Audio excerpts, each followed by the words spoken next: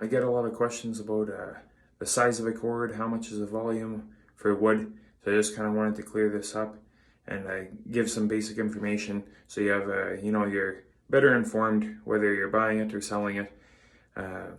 So people talk like in Canada, it's the legal definition is it's by the meter cubed, but so many people are by the cord, which is just 128 cubic feet.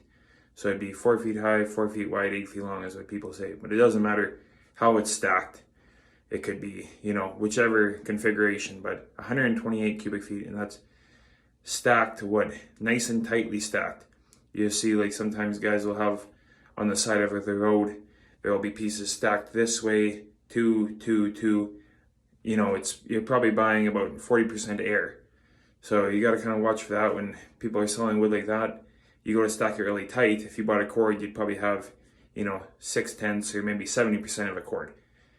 And sometimes people will sell wood, they'll have it loose in a trailer. It's scientifically proven. They've done lots of studies in universities in the States.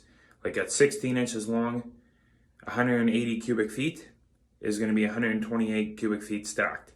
And you can go to all the dimensions. Like if you go 14 inches long, it's 165 cubic feet. If you go, I believe it's like 22 inches, you have to go up to 195 cubic feet. All the math is there. But it's just, when you're buying a cord, even if you're buying green, like you can buy in the spring, you usually get a lot better deal because it's just more efficient for the loggers, more efficient for the firewood producer.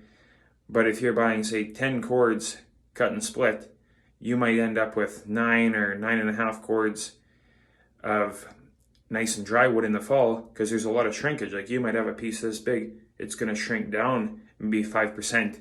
So you are going to lose on that volume. So just things to think about.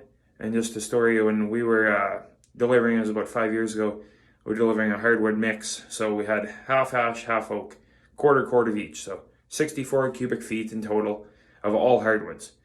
And we were doing deliveries all around Winnipeg. And it was $20 for the delivery fee. Because, heavy wood and driving around the city. We deliver lots into Winnipeg. And the guy insisted he would pick up.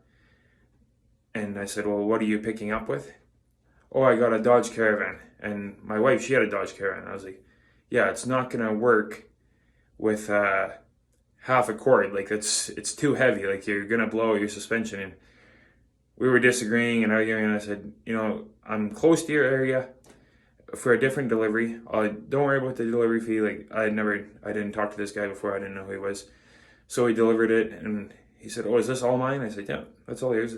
We can measure it. It's 64 cubic feet. Holy crap, this is a lot of wood. Okay, he's like, I've been getting screwed here for many years.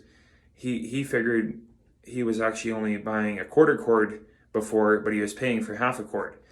So like sometimes people will charge, they're cheaper, maybe 20 or 30% cheaper, but they're selling you 50% less wood. So he said, okay, this is all good. They were really happy. And they've bought half a cord every summer because they do lots of bonfires and cooking with the oak and stuff. So they've bought every year for 5 years now. But it's what are you actually selling and what are you actually buying? Like if you're buying the wood, tell the guy, yeah, I want to put a tape measure on it. Like, don't be scared to measure it, whether it's loose or it's stacked. Because if it's a reputable seller, he's going to have no problem with you measuring because it's going to be exactly what he's advertising. Because the worst thing is you don't want to be buying wood, you're not home, you're at work or something, a guy delivers it, and you paid him, whether you paid him e-transfer or, maybe your partner or whatever was home, just paid him cash, and then the guy's gone. And here you got half of what you ordered. So it just, you want to be measuring, you want to know what species. Like another lady by Brandon, she was telling me that a guy sold her birch, and then it actually turned out it was all white poplar. So like people, you're not getting ahead as a seller by doing that, but they get a quick one over you, and you're not buying what was advertised, right? So you just got a little bit of education, a little bit of learning on what the species of woods, and just make sure that you measure what you're buying and you get the proper amount of quantity that you're purchasing.